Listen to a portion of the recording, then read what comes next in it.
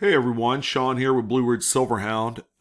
Selling your coin collection doesn't necessarily have to be a complicated experience, but I think because of the way that the game has changed over the course of the last 10, 15 years, we ought to take a little bit of time to just sit back and kind of analyze and examine a few of the things that people do wrong when they go to sell their coin collection. All right. And I mean collection in the most broadest, most general sense.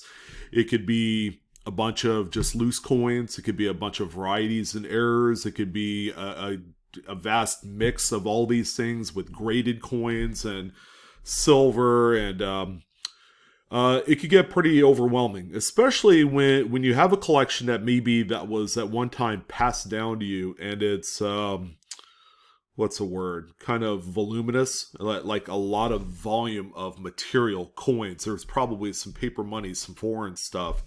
You never know what's in there, but depending on what the situation is, most people need to sell like last minute and right away. Okay, we always have those folks that for whatever reason, okay.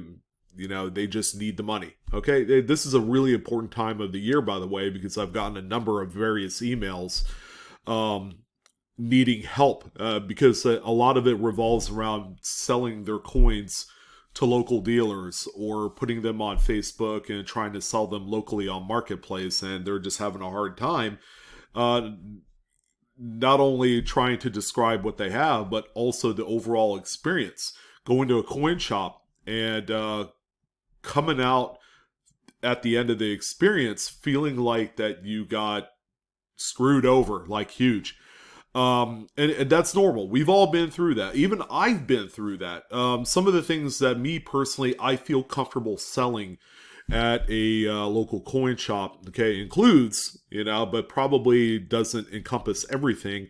As you guys know, I like to go through bulk wheat cent bags. Those are some of the things based off of the cost comparison to selling them online. I would much rather sell them to the local LCS for between 2 and 3 cents a piece, where originally I had bought them for 4 cents a piece. So it takes a lot of the, and this is my brain kind of like working ahead through the steps, and then I'm going to get you guys trained to do the same way. If and only if, even if, say, for example, it's going to be your only experience because you're not a coin person, but you need to move all of these coins because they take up room, or you just need the money like right now. So I sell off all of my bulk like wheat cents and all that. There are some occasions where I sell silver locally, but that's only when they've pitched really high in value. Because I know my local LCS, or a few of them, they pay really, really close to what the spot value is.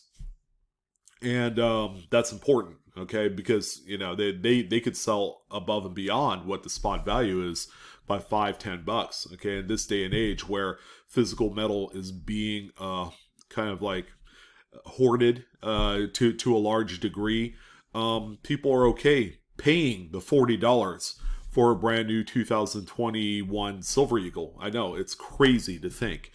But I sell stuff like that. I sell probably, like problem type coins, like seeded Liberty coins and all that stuff that maybe has been cleaned and retoned and all that stuff. Stuff that typically I just don't want to deal with by selling it back online. All right. And not that that's where I bought it in the first place, but I'm very selective with some of the things that I do sell in that way. In addition, I also sell a lot of modern stuff, a lot of proof and mint sets. And usually with that type of stuff, the expectation is you're not going to get a whole lot over face value. And if you're okay with that, then you could sell that. All right, so those are a few things that me personally, I feel comfortable selling to a local coin shop. All right, so maybe you might identify the same way. Now, there are a few things, of course, that go into this. It's the first-hand knowledge, right? Because if you already know about the hobby and numismatics, and you know about, U.S. coins and the series and the various denominations and, you know, the date ranges, the key dates, then you're in good shape. But I would say 99.5% of the general public don't know that. So that comes to this video where, you know, just being able to discuss and talk about some of the things that you folks should do will be important, you know, before you make the next steps. Now, what I can tell you is the methods to the kind of like the end goal to all this really can take only about 24 hours. All right, so we're going to discuss a few of the things that you can do so that way you can prevent yourself going into a coin dealer, and then that coin dealer whips out the dreaded coin dealer newsletter, or gray sheet as they call it. It looks like just a newspaper or a newsletter that's, you know, gray paper, or the Coin World dealer price guide, and they'll usually pay back of whatever like the low is or whatever that grade is for that specific coin. But where do we go from here? Okay, obviously you need money right away. If you could give yourself 24 hours, that is probably the best amount of, I would say, advice that I could give you. Give yourself a little bit of time to do some first-hand research. Take lots of notes. And this will help you, because when you go into that coin shop, you'll know exactly what you have. Second of all, and this is important because the old way of selling coins is probably no longer relevant. So you have to know exactly what methods are acceptable today. In general, I'm not going to say like, oh, well, you know, that doesn't seem acceptable to me. But what are some of the things that people are doing these days that were a whole lot different 10, 15 years ago? Okay.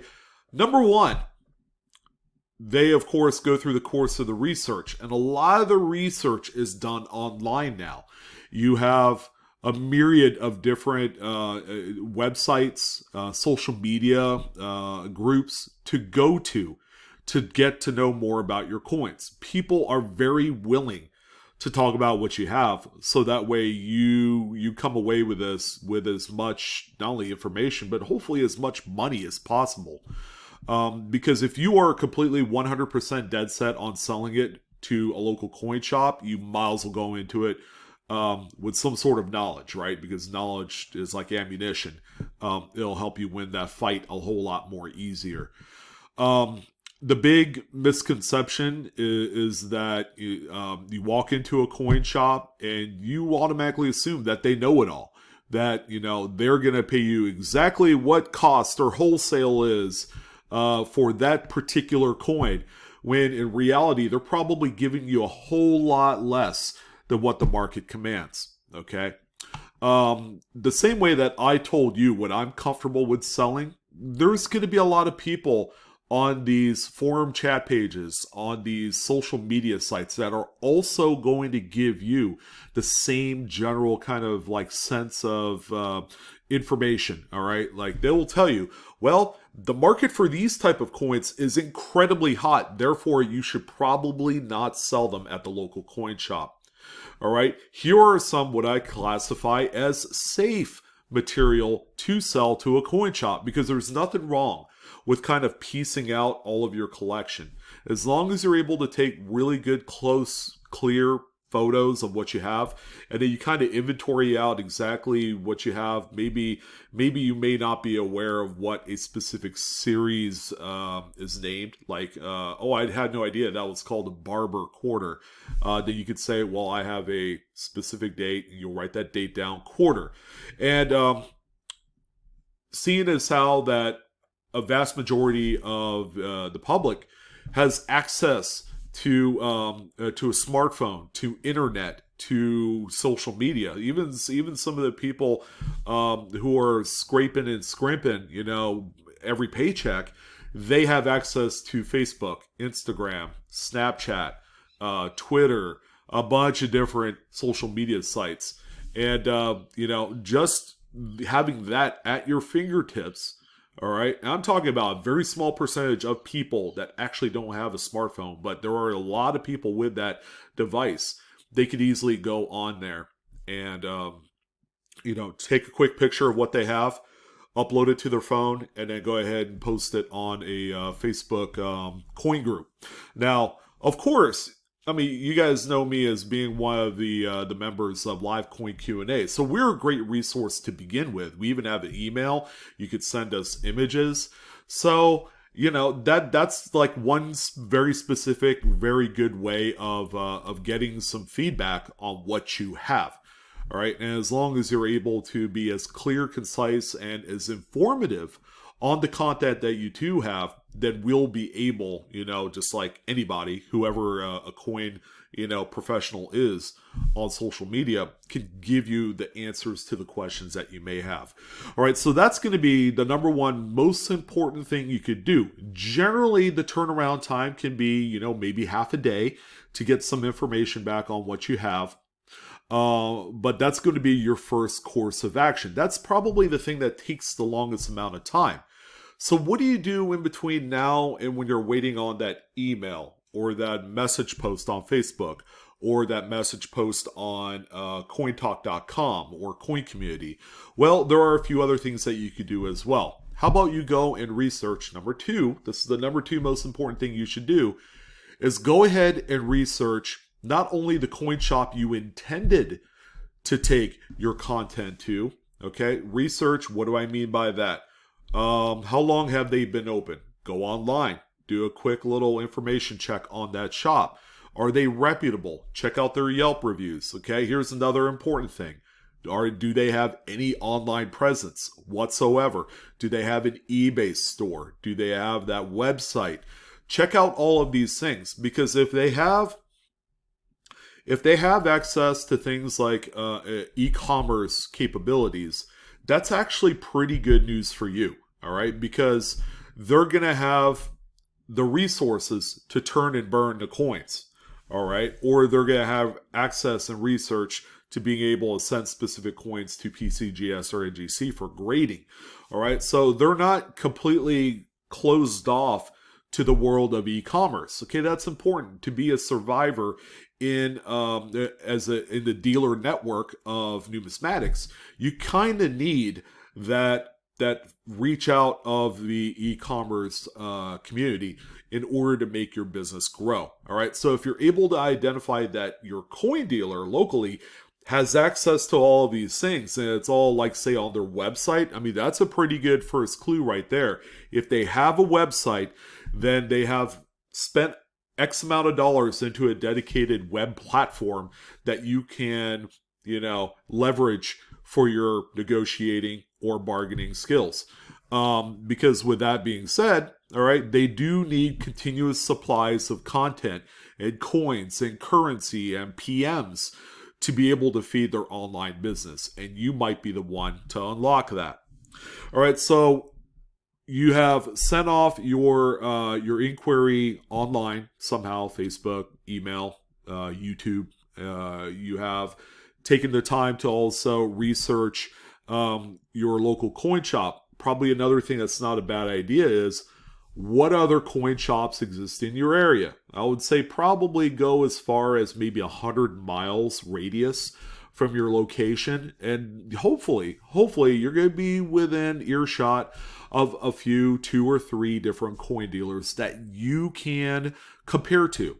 All right, so you could also do that as well. I would say that's extremely important. Know the competition, because if you have the little mom and pop Joe shop that's in town, that's like easy accessible to you, that's like maybe 10 minutes away, but yet you have this big conglomerate coin shop, say in Chicago, and then they're 45 minutes away, maybe more than likely they're going to be able to offer you a little bit more money at the big conglomerate. I don't know, or it might be vice versa. Maybe your local mom and pop might be able to hook you up with a little bit more extra money for your coins, because obviously the little mom and pop doesn't want to go under, all right? But then again, you also have to do the research. Do they have any upmarket presence in the e-commerce community? That'll be safer, easier for you to, kind of justify the amount of money that they're offering you. All right, so there are a few things there that you guys. And by the way, this video is more geared towards like the beginner kind of like have no clue of the next steps to trying to sell a collection, or say silver or gold or whatever that case is. Silver and gold is a little bit more transparent. That's a little bit easier to sell to a dealer. And not only do they take coins, but most dealers that I know of, I would say a vast majority of them also take like scrap sterling and things like that. So if you came in with grandmother's old sterling set of place settings, they'll take that as well, and they'll weigh it out there and do all that great stuff, and then offer you X amount of dollars for it. So as part of the research aspect of knowing your community and your coin shops, that's also going to be important as well. What are their capabilities? Are they strictly precious metals? Because 10, 11 years ago, at the height of the recession, there were a lot of what we call cash for gold outfits that popped up all over the place, because the price of gold had shot up huge, $2,500 an ounce and higher and all that stuff. So those type of places take any sort of form of precious metals, silver, gold, platinum. They'll even take 90% scrap, 80%. They do take coins. But the collectible grade stuff, like if you walked into a place like that and say, oh yeah, I got a collection of Carson City Morgan, silver dollars, and I'm expecting X amount of dollars, more than likely they're not going to be able to offer you up the true market value of things like that, because their main core competency is silver, gold, platinum, and palladium and things like that. So keep that in mind. There was a place where I lived at where there was a place that said coin and silver, coin and silver. I'm like, do you guys do gold too?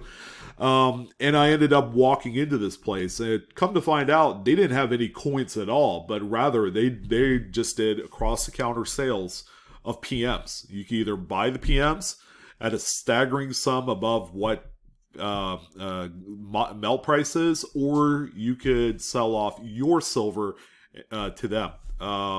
Apparently they did gold too, but you get the big idea. So some of those places can be a little deceiving. There's been a few places that I've seen, a few coin shops that have converted straight over to a full-on silver gold, type precious metals dealer, and you don't know it right away till you actually walk into place. Come to find out that the coin business was okay, but the real money is in PM. So we've converted 100% into dealing strictly in PM sales and buys.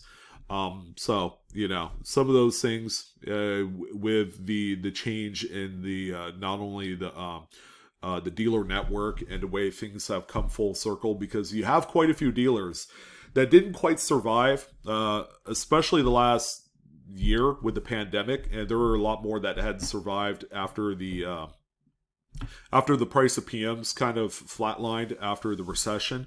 There were a lot of places that didn't quite survive the last decade, and they ended up closing shop.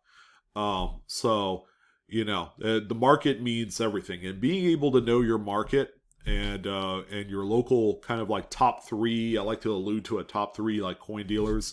I have my top three in the Sacramento area that I deal with on a recurring, rotating basis, and it's worked out pretty well. There are certain shops that offer certain things a whole lot better than shop B, and then likewise from shop B to shop C, and then come full circle. So there are specific things that I like to buy here that I don't like to buy here, because they charge a little bit more or they offer a little bit less for those type of items.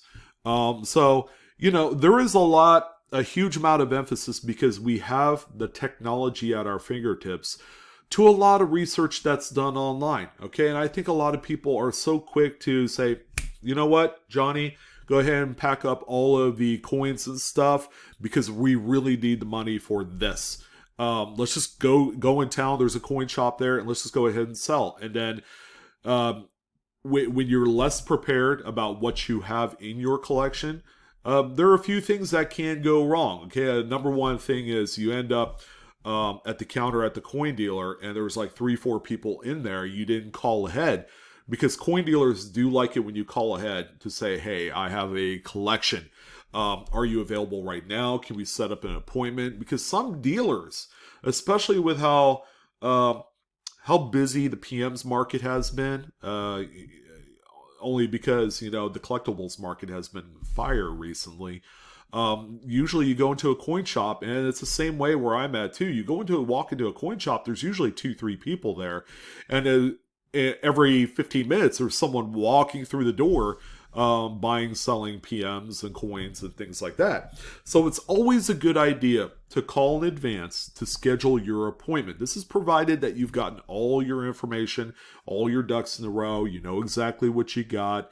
You may have a general idea of your total value of all your coins, and that also helps. All right, as long as you have all of that, then you'll know exactly kind of the disparity of what a coin dealer offers you, and then how much you see the value of your collection will be or is at that moment in time. So setting up an appointment is going to be very important. I think the biggest thing is going to be more or less just the overall polite factor of being able to do that. Then that specific dealer will dedicate 100% of their time to help you out at the consultation point. All right. Generally, if you have a large collection, be prepared to leave it at the dealer. Now, if you've done your research, that you'll know which ones to trust. Some people are kind of hesitant about that. Some people have like double eagles up to wazoo, and they just don't want to leave it to a dealer because it's like, this is our first interaction. I don't know you as far as I could spit. But anyways, that's going to be a judgment call on your guys' behalf on whether or not you want to leave your content.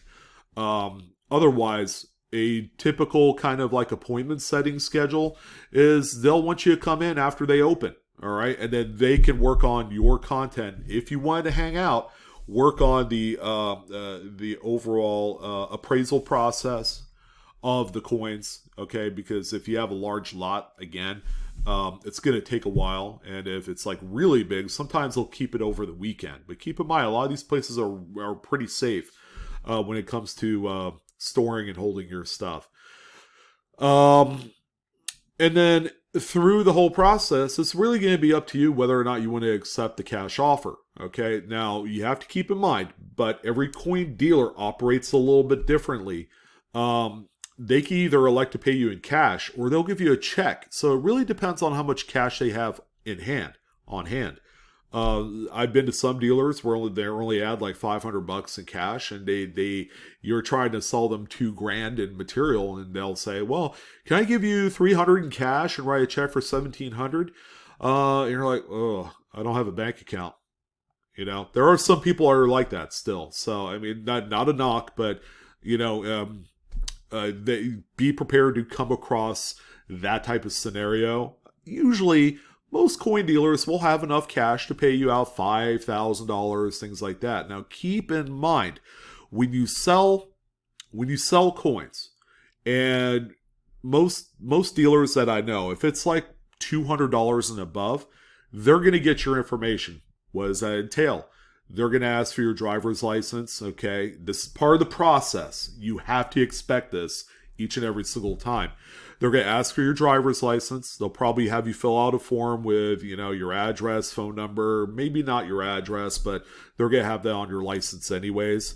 But they keep all that stuff on record if it comes to find out that later on the product is stolen. All right. So that's more of a safeguard for the dealer because they do have insurance against these type of things. So if they ended up having to have all of their products seized by law enforcement because something was stolen, then that could be a problem for the dealer. And that's why they get all this information. All right. So don't take it personally. If they ask for your driver's license, that's all part of the process when you're selling about $150 to $200 in product to a coin dealer. All right. So that's a customary part of the process. Now, again, they can pay out in cash. Usually they'll clean out the register just for you if they like what they see. But really, it's going to be ultimately up to you to decide, well, I can't take that low amount of money. But you also have to realize, all right, they're a dealer. They have to pay you what's acceptable to keep the lights on and the lease payments going, and the web services and e-commerce sites, they have to pay for that. And there can be a lot of overhead, but you also have to recognize that they pay wholesale or just under that, or whatever cost is, or the market value for dealer buys. And that's usually a pretty wide gap to normally what they would sell it for. Okay, so it's a regular process. They're like any other place, like a pawn shop, right? They buy it way down here, and then they sell it for way up here, and then they make all that money. But that's a lot of work for them to make all that money, so that way they can keep the doors open for everybody else. But that's what I wanted to talk about. Hopefully, to the few folks in email, I've been able to address this. I didn't get specifically into like, where do I sell varieties and all that stuff, because I've talked about that before in a video. And normally I would say varieties and errors have a huge online market presence. That's normally where you would sell stuff like that. If you guys have seen my PCMR report every Saturday, you guys will understand. A lot of the stuff is being sold to where there's going to be more eyeballs on it, all right? And that's eBay, obviously. Or you could sell it on Facebook because there's more eyeballs there than your local coin shop. Besides, a coin shop wants like easy access, low-hanging fruit type stuff that they could turn and burn quickly and then make the profit. Silver type coins, you get the big idea. But that's going to go ahead and do it. I at least wanted to talk about that today because it's a pretty big issue. I'm wondering if people just owe a ton of taxes. I don't know. I guess we'll find out, like I do. I mean, that's the cost of living. The cost of living around here, that's for sure. But hopefully you guys got a few takeaways from this whole experience. Sorry to keep it so wordy, with just my hands flailing around like so. But that's going to go ahead and do it, guys. You guys are wonderful. Thank you for all the support of my channel, Blue Ridge Silverhound. Man, each and every single day it keeps getting better. And I am eternally appreciative for each and every single one of you. That's going to go ahead and wrap it up for today. And ladies and gentlemen, don't forget to like, share, subscribe. If you enjoyed today's content, don't forget to hit that bell if you haven't done so you can get early access notifications to a new upload. But that's going to go ahead and do it. I'm your host, Sean. Until next time, Coinaholics, we are discovering together each and every single day. You guys take care. Have a wonderful day, and I'll see you next time.